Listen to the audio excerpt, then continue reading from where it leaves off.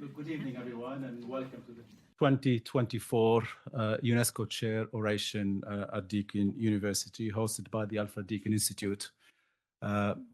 Before we start, I would like to acknowledge that we are meeting tonight on the land of the Wurundjeri people, and we pay our respects to leaders, elders past and present, and acknowledge that these lands and waters and airways have never been ceded, and that the struggle towards justice and reconciliation is an ongoing one. I would like to invite my dear colleague from Deakin, Professor Mark Rose, to offer some reflections, but also to acknowledgement to country too. Betty, thank you. In my language, Natmwa, which is welcome, but in the language of the land that we meet, Waminjika, which means welcome, but have you come with a purpose, and why have you come? Which I think is a wonderful way to start an evening. I'm really excited about the topic. I don't want to make you nervous, but I'm really excited about the topic tonight because I've worked at the sharp end of race discrimination most of my life, and being an Aboriginal man that looks like Colonel Sanders is a bit of a challenge, let me tell you. I'm a Gunditjmara man, and my bloodline follows the Hawkins River in Warrnambool, and I'm freshwater, but I meet the salt water. And if you know the Garma Festival, that's what Garma means. When salt meets fresh, there's a froth, and that's where knowledge is. So, and where spirit is. I'm really pleased to be here to acknowledge that we are on the land of the Wurundjeri people, pay respect to the others. But if you walked in, you would have seen a placard outside recognising Wurundjeri and Bunurong. And because it was only 12 months ago or 18 months ago that it was the deliberation came down that made this Wurundjeri land, and Mark, who runs this centre, said, what do we do? Do we chip it off and the costs of putting it back on? And I said, Mark, you can, but at a party I was at the weekend, I believe they found another map, and that it might be wise to leave it on. But the piece I wrote, you get a chance to read it on the way out. I talked about the neighbours. It's a Western concept, demarcation, and boundaries are where we would go to share knowledge and where we would come. And so in tonight's oration, which I'm really looking forward to, I mentioned that, but I don't want to make you more nervous than you may well be.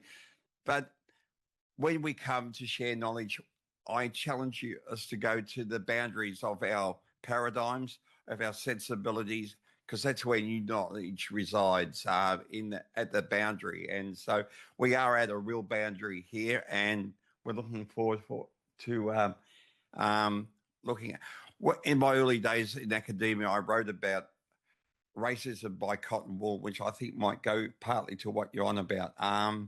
And if you would recall back when I came back to Deakin 2009, Sally Walker said, Mark, I want you to be controversial, which was a silly thing to say because I'm always, Liz knows I'm always push the boundaries. But that very night, Andrew Bolt beat me up in the media about my Aboriginal perspectives. And of course, if Andrew beats you up, people say, do you hate him? I say, no, my credibility in the community skyrockets. If he praised me, I'd be in trouble. But as we lead into your presentation, I want to say dealing with Andrew is easy because he makes it a target and you can hit back. But it's benign discrimination, and the variance of it is the hard thing to do. So I'm really, the soft bigotry is, and benevolent racism is the hardest thing to deal with. And I'd rather deal with an Andrew Bolt than deal with someone who claims to love me and then really wants to control me by benevolence. So with that in mind, let's acknowledge the land that we're on and listen to how the ancestors will talk through you tonight in your presentation. So welcome, brother.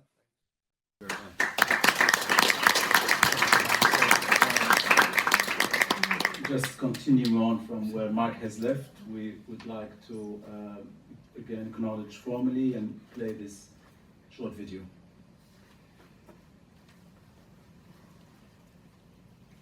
Maybe hit one more time. One more time. One more time, sorry. You told me that.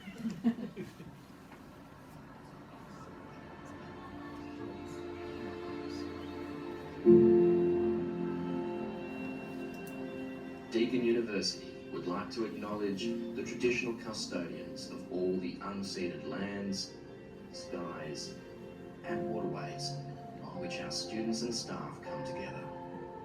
As we learn, teach, innovate and research through virtually and physically constructed places across time, we pay our deep respect to the elders and ancestors who have cared for the country that you join us from. An ancient place where education, innovation and knowledge transfer have taken place for many thousands of years.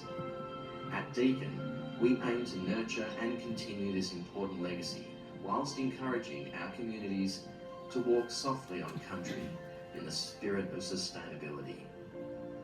In particular, we give gratitude to the elders and ancestors of Wadawurrung country, Wurundjeri country, and Eastern Maar country and beyond, where our physical campuses are located.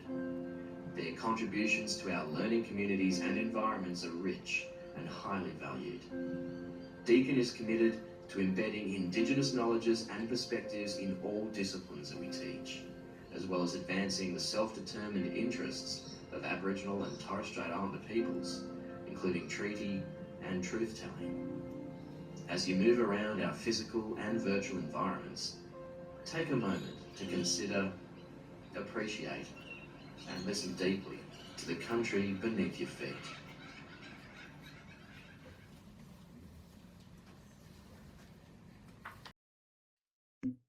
So now we move on to formal proceedings in a way.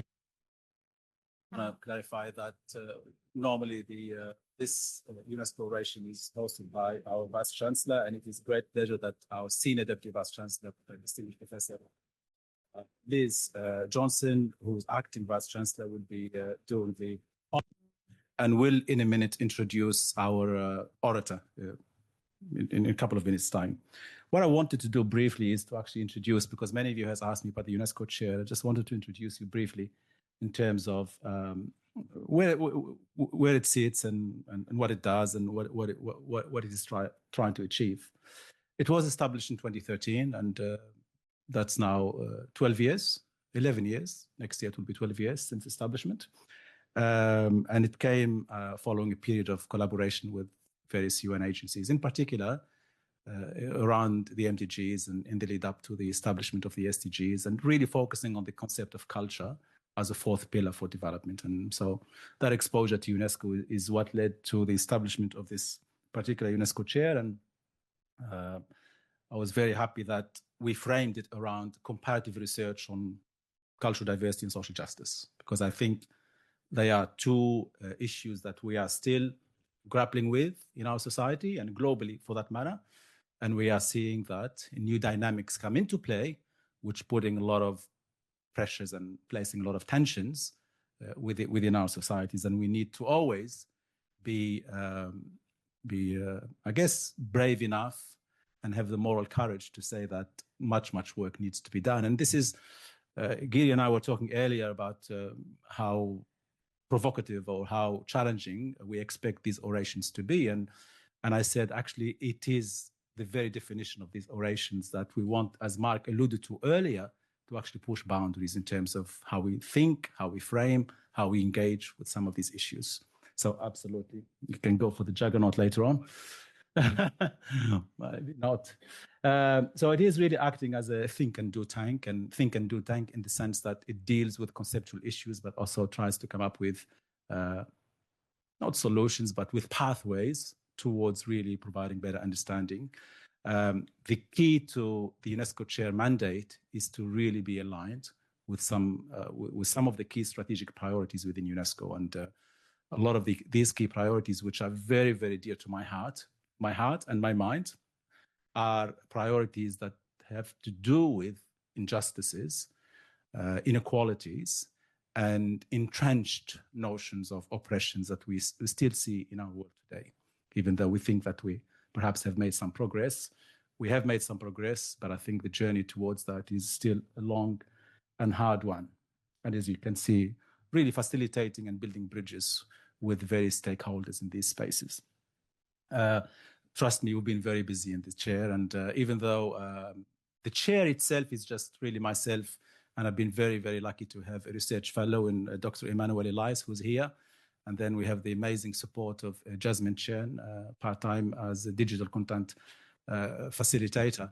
But you can see that there's an amazing amount of research that's been produced by the chair, from books to developing indices to conducting ARC-funded research.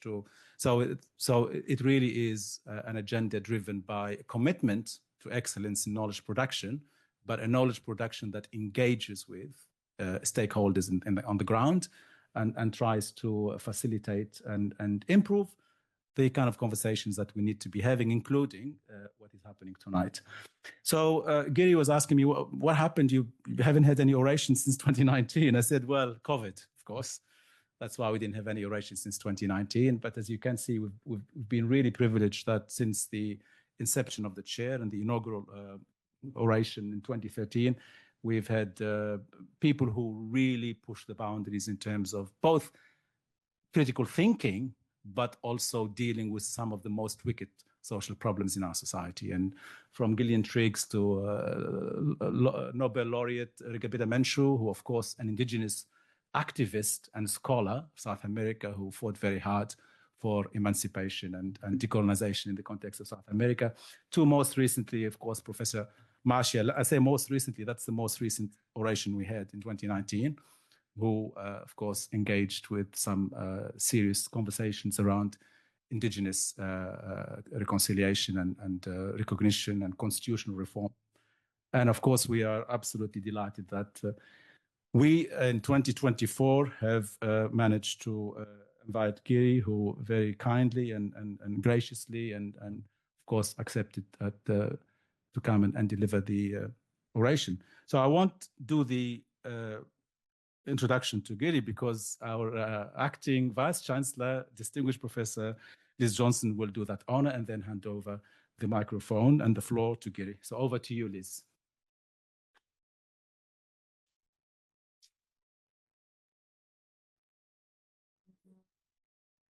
Thank you very much, Fetty. What a delight it is to be here today with you and about to listen to something very provocative, I hope. I'll build on Mark's introduction there.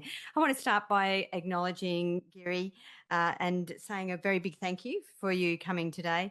I'd also like to acknowledge senior leaders from the Victorian Multicultural Commission, the Australian Intercultural Society and the Melbourne Social Equity Institute, and many valued representatives here from government, the business and academic communities, and including our very own Deakin faculty, staff and students. A very warm welcome to Deakin Downtown. I will add my voice to the acknowledgement of the traditional custodians of the land on which we're gathered tonight and to all Aboriginal and Torres Strait Islanders present with us this evening. Before I introduce Giri, I just want to pay my respects to Deakin Distinguished Professor Fetty Mansouri, the founding director of our Alfred Deakin Institute for Citizenship and Globalisation, which is Australia's leading social sciences and humanities research institute.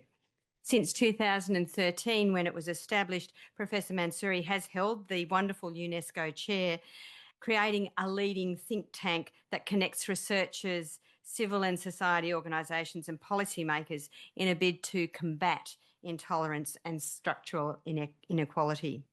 Under Professor Mansouri's leadership, collaborative research has shed light on that enormous array of books looking at marginalisation, discrimination, radicalisation, violence and security. Fetty, thank you for your outstanding contribution to this critical dialogue and for your tireless advocacy of the importance of respectful intercultural communication. So it is a great joy to be back here after our pandemic-induced hiatus. This oration has enjoyed a very esteemed place in Deakin University's calendar since its inaugural event, and over subsequent years, as you've just seen, we've been privileged to hear from some of the world's preeminent thought leaders on social justice, cultural diversity and human rights. And tonight is no exception. And I will shortly introduce you more formally to Australia's Race Discrimination Commissioner, Mr. Giridharan, who will deliver the 2024 UNESCO Chair Oration. But a few words on racism to get us oriented. Australia is home to people with roots in almost every country globally, and we are strengthened by that diversity. Yet, racism is deeply embedded in our history and our institutions. It's a persistent problem for ethnic, racial, national, religious, migrant and Indigenous groups, and it tends to escalate during times of conflict and crisis, both locally and internationally. And we have seen the impact of international global crisis back in Australia this year. Researchers from our Alfred Deakin Institute have shown that racism is interpersonally pervasive, with detrimental consequences across areas as broad as economic participation, justice in incarceration, and health and wellbeing. In 2022, academics from the Centre for Resilient and Inclusive Societies, hosted by ADI, led Australia's biggest racism data study as part of a Nation First project to better understand racism, its prevalence, and the impact on those targeted. That data is being used to better inform intervention programs and policies to counteract racism.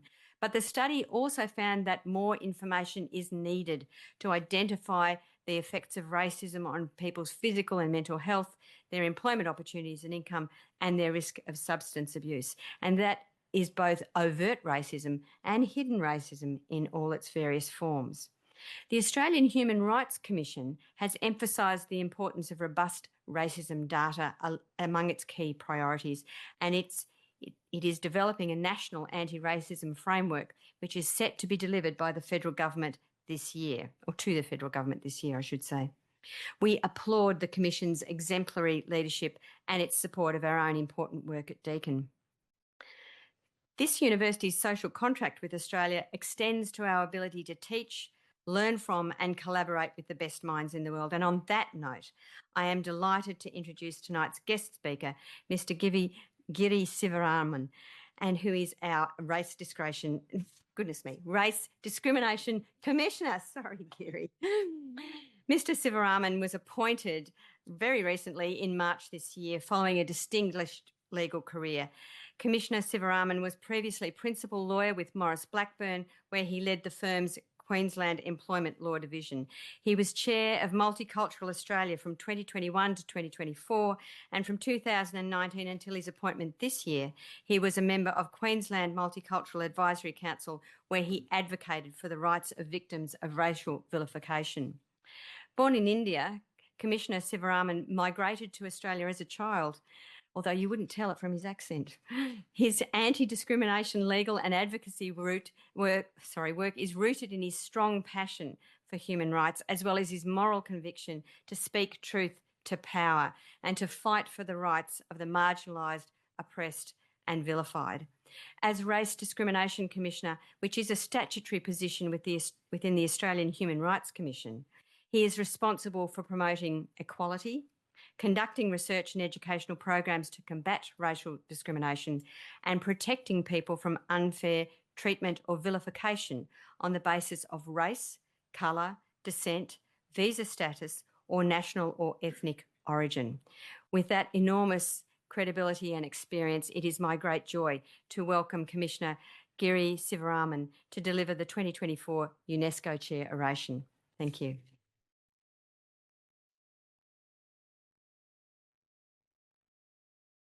Sorry, just go.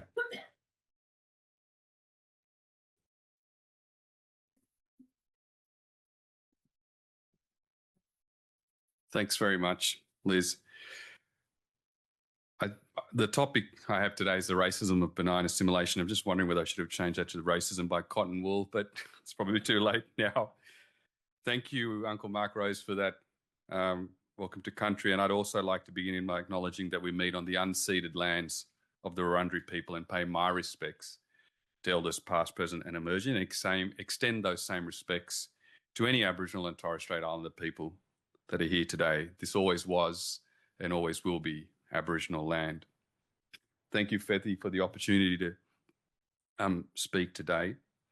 I'd also like to thank my policy advisor, Naz Jacobs, who's here at the front, who helped me prepare this speech. Picture this. You turn on the television, flick over to Channel 9 News. You're desperate to get the latest update on the Olympics. How's Australia going on the medal tally? You look, and the newsreader today is a woman that seems to be of Indian origin. You're thinking, what, did Alicia Loxley call in sick today? But even more interesting, this woman is wearing a sari, a naat, which is an Indian nose ring, a bright red bindi on her forehead, and speaks English with a lovely South Indian accent. Yes, I've lost any trace of that. Then the byline comes up. Tonight's Channel 9 News, presented by Sivaraman, Australia's best Olympics ever. Most Melburnians would be wondering many things at this point if they were watching this. Is this some kind of bizarro exchange with SPS? What's going on? Where's Alicia? What's that on her forehead? What is she wearing? A few may have got past all of that and thought, yes, our best Olympics ever, but not many. The next day, Alicia is back and some would have breathed a sigh of relief. There's no rule that the Channel 9 newsreader has to be white, has to wear Western clothes, has to have an Anglo name, has to at least seem Christian, if any religion. If there were such rules, I would have probably heard about them and not in a good way. But it's what to most people would seem normal, seem the way it should be. And that's because you don't need rules to enforce or ensure assimilation. That is the racism of benign assimilation, or cotton wool racism. It's not even knowing how conformist those of us from non-white and negatively racialized communities have become in order to progress and succeed or in order just to be. In 2017, the then Prime Minister Malcolm Turnbull released Australia's multicultural statement. In it, he said, and I quote, Australia is an immigration nation. Almost half of our current population was either born overseas or has at least one parent born overseas. And we come from every culture, every race, every faith, every nation. We are defined not by race, religion, or culture, but by shared values of freedom, democracy, the rule of law, and equality of opportunity, a fair go. But I ask, are we not, every one of us, defined by race, religion, or culture? And is it what's actually happening that many of us are not allowed to be defined by our race, religion, or culture due to the racism of benign assimilation? And arguably, worst of all, isn't it that this racism is actively hidden behind values-based assertions of fairness and freedom that make it nearly impossible to name, challenge, and address racism without risk of harm and dire consequence? In my lecture today, well, I'm not an academic, I'm just a lawyer who happened to become a commissioner, so I'll call it a talk instead, particularly when I look at the very prestigious lineup of people who've talked before me today as well. I just want to cover 5 topics. 1, an exploration or an understanding of structural racism and its connection to race and power. 2, an explanation of what I mean by assimilation in relation to this. 3, an exploration of why people assimilate. 4, is it really benign? And 5, what I see as the way forward. I'll start with structural racism, a term oft used but I don't think well understood, and its connection to race and power. The 2022 scoping report for the National Anti-Racism Framework, which Liz mentioned, prepared by the Australian Human Rights Commission, states, and I'll give you the full definition, systemic and structural racism refer to cultural norms, laws, ideologies, policies, and practices that are designed to promote the interest of a single demographic while creating barriers or reinforcing racial inequity for individuals outside of this demographic. This macro-level functioning of racism operates without needing dedicated laws, policies, or practices to keep it in place and underpins and enables other forms of racism to operate. The important thing to note here is that structural racism operates without needing dedicated laws, policies, or practices to keep it in place. That's part of what makes its impact at times appear benign, when in fact it is anything but. Racism is almost never about race. It's usually about power and privilege. Structural racism ensures that power and privilege are maintained by the dominant race. In Australia, the dominancy is white. It is the white Anglo race, culture and identity which remain dominant, and structurally so. But let me explain how, in a way that I hope is easily understood. If you are white, it is about the power and the privilege to know that the institutions around you were built by people like you, for people like you, and privileged people like you. It is the power and the privilege to know that you do not have to diminish yourself in any way to access those systems. In our health systems, when you see a doctor or go to a hospital, it is the power and privilege to know that you will be believed, which is so often not the case for those from racialised communities, particularly for women. And to acquire a health outcome specific to your needs, one that was designed with you in mind. For many of our communities, they don't even get past the basic threshold of being understood in hospitals and doctor surgeries. In education, research has shown that racial bias and racism are pervasive. Young people of colour experience and witness high rates of racial discrimination at school from both their peers and their teachers. Just today, I was talking to someone who talked about the experience her children had. She's here today, of racism in the schooling system. In 2017, the ANU's Speak Out Against Racism student and staff surveys found that 1/3 of students experienced racism from their peers and 12% from teachers. 60% witnessed their peers being racially discriminated against by other students and 43% by teachers. And Aboriginal and Torres Strait Islander students in particular face persistent negative representations of indigeneity, Indigenous intelligence and academic achievement from teachers. Research has shown that children want to talk about race and racism, and anyone here that has a child, and I have two, knows that to be a fact. But parents and teachers silence or evade these discussions or approach these discussions by encouraging young people not to see race. But it is an impossible thing not to see, particularly if you're the victim of racism. What that does is it elides the realities of structural racism and discrimination. It contributes to a knowledge deficit about racism that is then perpetuated across generations. It also denies the strength and pride that individuals and communities find within their racial identity and structurally maintains white supremacy. Racism is the power and privilege of looking at the media and always being represented, always being centred, and on commercial TV and radio, nearly always being the mouthpiece for news, stories and current affairs. Whereas for our communities, for communities that are racialised, we're either completely absent from the media or tokenised or at worst demonised. In the justice system, it's the power and privilege that when you see a police officer, your heart doesn't automatically quicken, your heart rate doesn't quicken, and you don't worry intensely about every interaction. Why is it that some races are so grossly overrepresented in the justice system? No race is inherently bad. It is structures that create these outcomes. In workplaces, why is it so much more difficult for some racialised people to get employment in their chosen field? Why is it so hard for some overseas qualifications to be recognised? On a very fundamental level, how many of us know of others, or indeed ourselves, have changed or altered our names when applying for jobs? And when we do get jobs, why don't we progress to senior levels? When I look at the senior levels of corporations, boards, the public service, and of course politics, why do I see so few people of colour?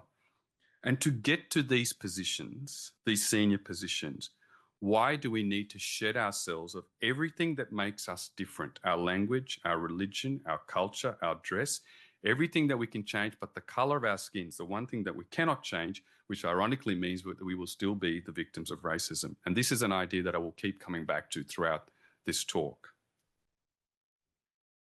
On an interpersonal level, racial literacy is understanding how we perceive someone. When I walk into a room, a person will have particular perceptions about me or prejudices. Understanding how that operates is racial literacy. But on a structural level, as I've described already, is understanding how systems and institutions disadvantage some people of race. And you have to remember, these are often institutions that are created during colonial times. They're then baked in during the White Australia policy. They're now, of course, meant to let everyone in, but structurally, do they do that? And what I've just described to you is the connection between structural racism and assimilation. That is, if the structures don't change, then those of us of colour, of racialised communities, have to assimilate to fit in. And assimilation operates in different ways, and I wanted to describe a few of them to you today. One way that is common knowledge is called code switching. Many of you, I assume, would have heard of the term code switching, and many of you would have actually code switched. I certainly have. Code switching is a way in which someone consciously or unconsciously adjusts their language, behaviour and/or appearance to fit into the dominant culture. In 2023, the Diversity Council of Australia, who I'll call DCA going forward, released a report that revealed how common it is for women of colour to code switch in Australian workplaces. DCA surveyed almost 400 self-identified, culturally and racially marginalised women, defined as women who are black, brown, Asian, or any other non-white group, who were forced to the periphery of their workplaces due to their race. The survey found that most of these women code switched because they feared if they did not, they would be overlooked by their managers for jobs and promotions. The participants reported that, and I quote, leadership models used for assessing talent in Australian organisations were inherently biased towards what the Diversity Council refers to as more masculine Western or Anglo leadership styles which value extroversion and self-promotion.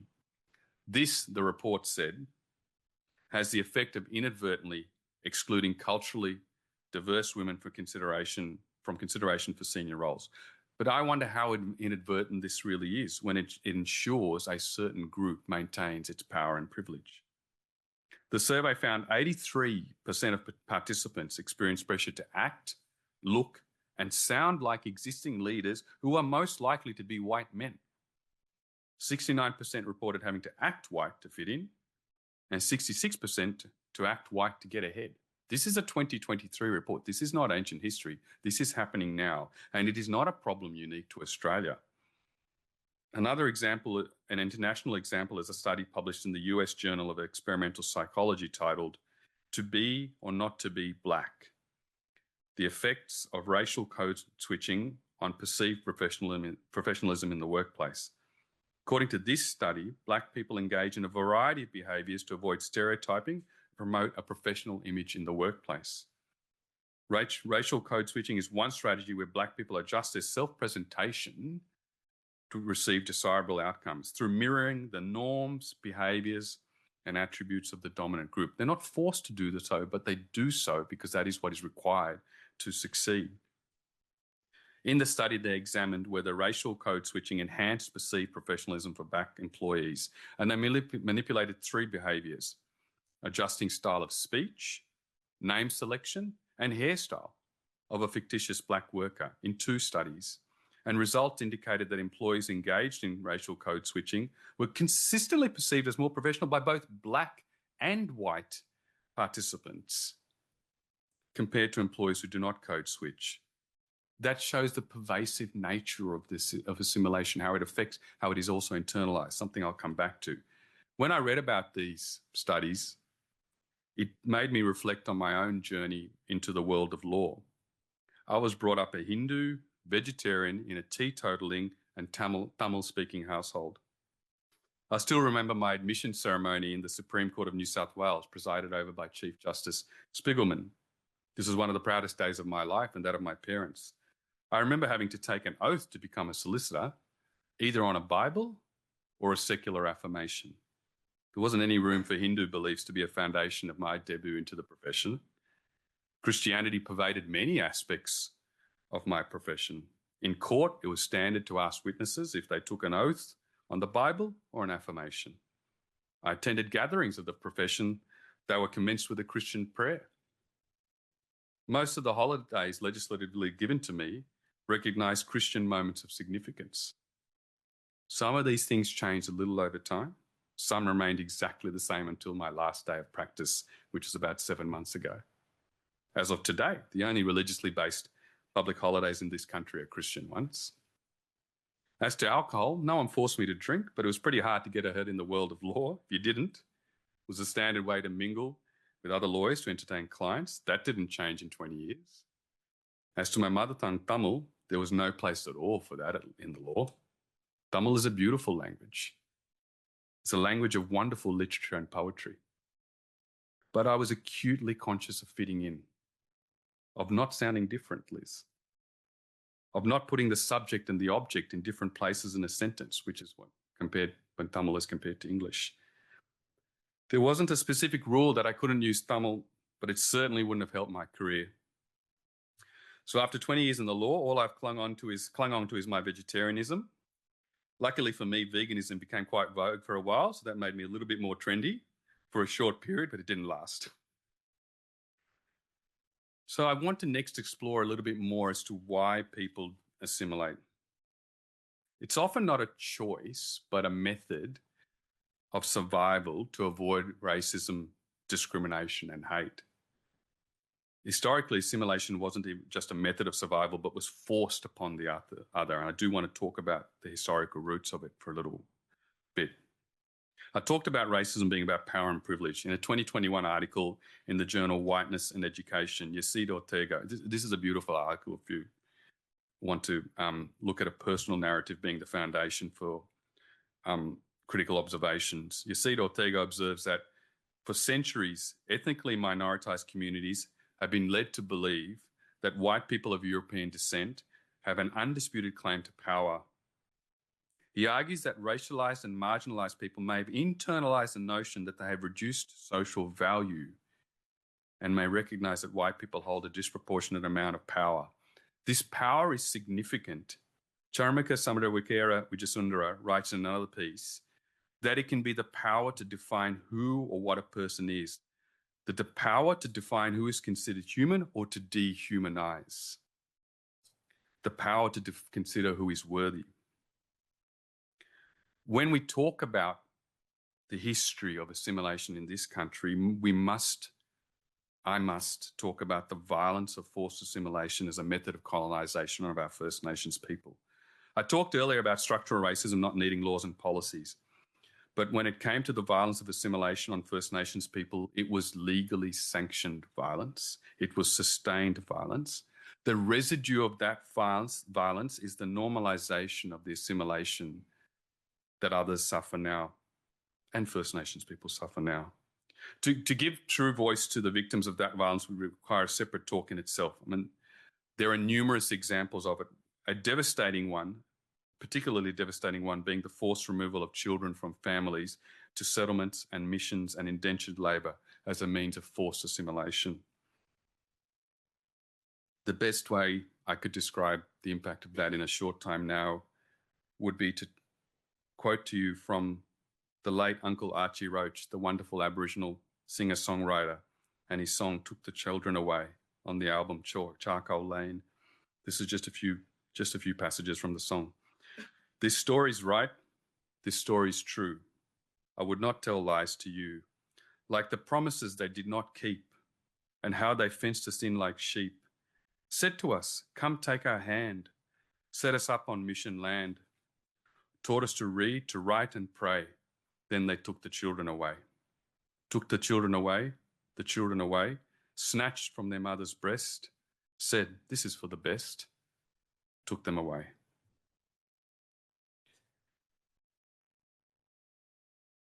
Ortega argues that by imposing their language on the Indigenous people of the land, white settlers conquered the people, imposed their culture and became the oppressors. This oppression was not limited to material and geographical conquest, but was also forced for the destruction of the cultural identities and ways of life of the other, of Indigenous people. Similarly, Day, in a 2013 piece, points out that colonisation is not only about conquering territories, stealing First Nations land and material resources, and imposing new cultures and languages on other people. It is also about transcending domination to the minds and intellects of the colonised and marginalising them by the superior status of white colonisers. So the question has to be asked, why do we continue to assimilate now? We live in a world and in a country where to be white is better. Why else would it be, as I said, that all of the echelons of power are predominantly white? Media representation encourages assimilation. The 2022 report, Who Gets to Tell Australian Stories 2.0, which was produced in partnership with the University of Sydney and University of Technology Sydney, found journalists from an Anglo-Celtic background remain vastly overrepresented on TV screens. We simply cannot underestimate the power of the media. If you don't want to assimilate in the media, then the path is clear. Beat down the door of SBS, maybe ABC, or get yourself on MasterChef. That's about all that's available. So consequently, you will either then remain on the periphery or express your diversity in a very acceptable way through food. Ra Chapman, Korean-born Australian writer, director and actor who wrote and produced and acted in the recent series White Fever, said this about the Australian media and art scene. The problems are systemic. There is resistance in the Australian art scene from powerful stakeholders who see diverse to mean people on the fringes of those who are other and not commercially viable. The very process of becoming a citizen is an assimilating process. Entering in the first place can be hard. Who recalls former Prime Minister Tony Abbott's comments during the furore about the so-called African gangs that, and I quote, "We store ourselves up for trouble by letting in people who are difficult to integrate." And of course, the very recent comments by the leader of the federal opposition that no visas should be granted to those who are fleeing Gaza, which the Australian Human Rights Commission issued a statement about last week through the President as being a discriminatory and unacceptable position to those who are fleeing war. The citizenship test is in English, so once you get here, it doesn't get any easier. As the authors of the recent Multicultural Framework Review report noted, citizenship can be a powerful affirmation of belonging, but this ideal is often complicated by the realities of cultural diversity. They note that for individuals from multicultural backgrounds, obtaining citizenship can sometimes feel like a negotiation between their cultural heritage and the dominant culture of the nation.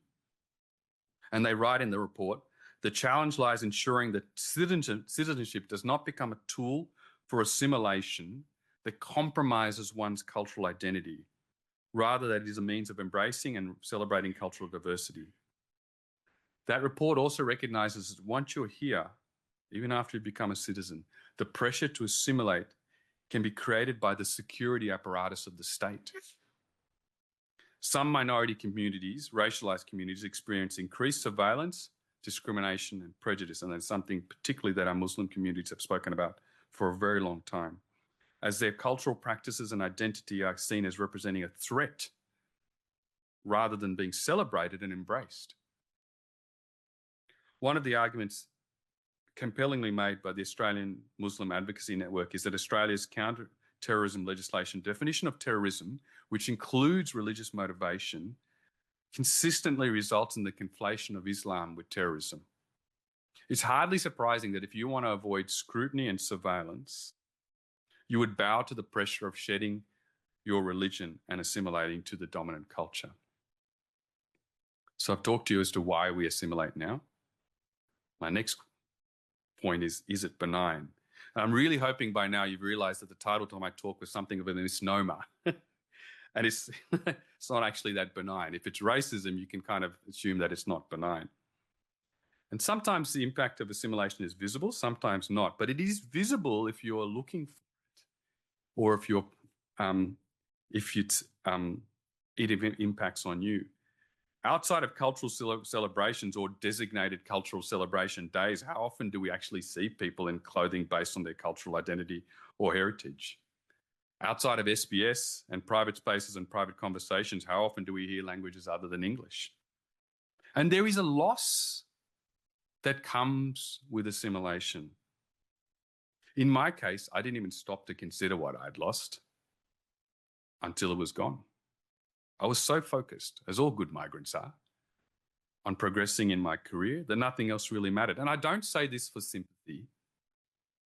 I have a great life, a lovely home, a lovely family, but it is still that corrosion of identity that comes from shedding the things that make you different. When you ask yourself, will I ever be Australian enough?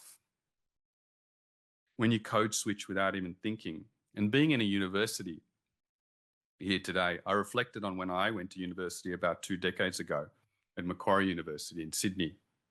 I remember when I commenced being drawn to people of South Asian origin, and I hadn't even thought about that for 20 years. And then I reflected back, why did we all drift towards each other? I realized because starting university was daunting. It was a whole new world, a whole new way of learning. You wanted to be around people that understood you, understood the way you were brought up, understood your cultural customs, understood the pressure that your parents might put on you. You wanted to feel like you belonged. And as soon as you stepped out of that circle into the broader university space, I didn't feel it. And when you don't feel like your authentic self belongs, you start to internalize that your authentic self is inferior. Ortega describes it as external forces influence him to consider his own identity as worthless. As part of trying to understand and assimilate other cultures, those other cultures begin to be considered of a higher value and something to be pursued. Many of us who migrated here as children, I don't know how many of you migrated here as children, some of you must have, will remember a moment of rebellion where you rejected some part of your parents' culture. And at the time, I thought of, and I know many of my friends who were children of migrant children, I should say, thought of this as an expression of self-identity, unshackling our migratory roots. I look back now and I wonder whether that wasn't an act of rebellion. I was actually succumbing to the overwhelming need to assimilate. It was the opposite of rebellion. It was surrender. And assimilation has far more disastrous effects in some cases. 250 first languages were spoken around Australia at the time of British invasion. And there were many dialects within each language group. Today, only 120 first languages are still spoken. And the loss of language is such a tragedy because it's so much more than simply a means to communicate. Those of us that speak or have spoken another language know that it reflects a culture, a way of thinking, a way of expressing concepts that English simply cannot do. One of my colleagues, Dr. Rosalie Attier, who's leading the work to create the National Anti-Racism Framework, is a fluent Arabic speaker. Her family immigrated from Lebanon. She's recently introduced me to a delightful Arabic word, sakten. I hope I've done it justice to any Arabic speakers in the room. It's something you can say, and Fedi will tell me if I got this wrong. It's something you can say to someone before a meal or a drink. The best I've found in terms of an English translation is double health, but that does that no justice. But for those of us that come from cultures that treasure a meal together, breaking bread, the connection that this brings to family, a sense of family and community, that one word means so much more, and it doesn't have a translation. But the loss imposed by the process of assimilation to those who have shed their culture, language, religion, and dress is much more. It is a loss to Australia. If you want to take a purely economic perspective, there is significant research that shows diversity improves business outcomes. Global consulting behemoth McKinsey's have published and republished their well-read work, Diversity Wins, where they find that companies with improved diversity consistently perform financially better. But it's much more than that. What we have actually lost is a true reflection and representation of the history of this company. I was privileged, and Uncle Mark, you'll really like this. I'm really glad to have heard your explanation at the start. I was privileged to be at the Yotha Indie Foundation's Garma Festival in remote Arnhem Land, just very recently, only about 2 weeks ago, with my colleague Katie Kiss, the Aboriginal and Torres Strait Islander Social Justice Commissioner, who I recommend be your speaker for next year. She's deadly. We heard from many amazing First Nations academics, activists, students, poets, artists, and so much more. But what profoundly affected me was a sense of power and resilience that I could feel from the earth, from the red earth, through my bare feet. And I haven't walked bare feet in a long time, but I was walking bare feet on the red earth, and I just felt this power right into my bones. And I thought it felt like the power of a deep, continuous connection to country that had withstood invasion and shocking racism. It was a power born of the generosity of the Yolngu people, which so graciously welcomed me and many others into their wisdom and their land. This rich fabric of our society, the true reflection of our history, is far more than most people realise. The Makassar traders from the Sulawesi region of Indonesia began trading with Aboriginal people in the 18th century. Words from the Makassarese language can still be found in varieties of Aboriginal language in the northeast, as I discovered when I was at the Gama Festival. There were 12 Africans on the first fleet. During the 1800s, we had significant immigration from Asia, including China, Afghanistan, and India. And despite huge pressures to assimilate, sometimes legally imposed, and as I've already said, sometimes violently, in the most violent of ways imposed, some people descending from these groups have still managed to retain some of their culture. But let me put one point to you very directly. You wanted me to be controversial. When immigrants are marginalised or penalised for not assimilating to white Anglo culture, it is in part because they challenge the lie upon which that culture was built. The lie that there was nothing here before, when in fact there was 60,000 years of culture here before. It is a lie built on the supremacy of white culture, and it is not sustainable. So finally, I come to the last part of my talk. Where to from here? Never been a fan of talking about problems without solutions. Luckily for me and for you, I've got some lined up. You mentioned the National Anti-Racism Framework. That's something that the Australian Human Rights Commission has been consulting and preparing for the last 2 years. It is a once-in-a-generation opportunity for a whole-of-government approach to tackle the scourge of racism.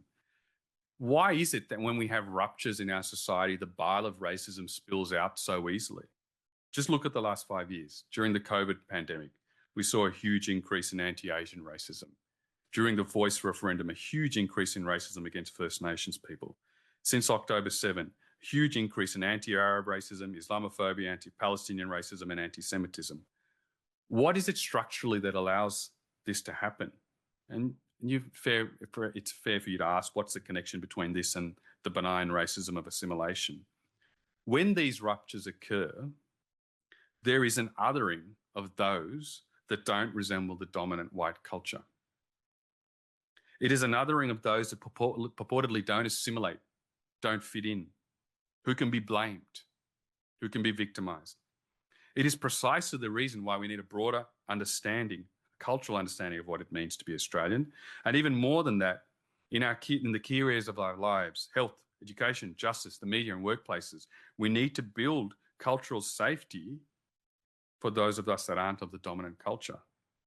The anti-racism framework provides recommendations and a guide to tackle the systemic racism that operates across these areas. And there are two pillars upon which this work is based. The first is improving racial literacy, which I've already addressed in my talk. And the second, as you mentioned, is collecting data on improving our data collection on racism. Recently, the Australian Human Rights Commission, released a report prepared by PwC Indigenous Consulting and the UTS Jambanda Institute, which mapped out government at all levels and how they deal with racism. It showed that some areas and levels of government don't even want to use the word racism. If that's the case, how can you possibly hope to collect data on it? Often governments and departments prefer to use the word social cohesion or harmony instead of confronting racism. There is no doubt that all of us want a society that is cohesive. But, and as the Multicultural Framework Review report notes, government policy that prompts a national narrative with a restricted perspective or a narrow or a dominant culture-based perspective on what is acceptable cultural behaviour, and then promotes shared Australian values based on that perspective, is a move to social cohesion that at its core is assimilationist. Rather, there should be an advocacy of inclusivity and cultural safety, and a commitment to anti-racism. The path to social cohesion must be paved with the concrete of anti-racism, otherwise we will never get there.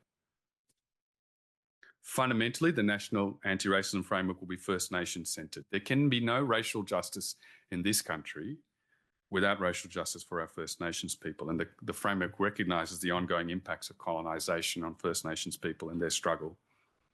The framework will also recognise that racism operates in an intersectional form with gender, disability, religion, age and other attributes.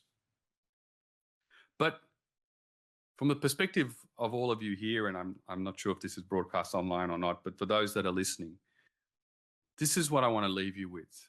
Just some questions for you to consider in your next encounter with someone from a racialised background.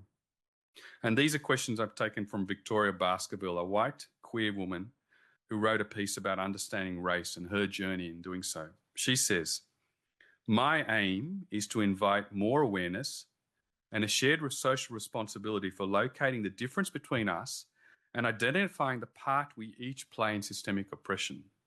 Thus, with each unique encounter, the questions are, who holds the power in the room? What is being projected? What parts of the self are being hidden or seen or unseen? What parts of the self are being split off, gotten rid of, masked or adapted? What is allowed and not allowed? How will systemic oppression be manifested in this relationship now? What am I bringing of my ancestors? What am I holding in my body? What is constructed? What is innate?" The racism of assimilation remains benign until we start to ask the question, what have we taken for granted as the way things are just meant to be? I hope this speech, this talk, prompts you to ask that question a little more. Thank you.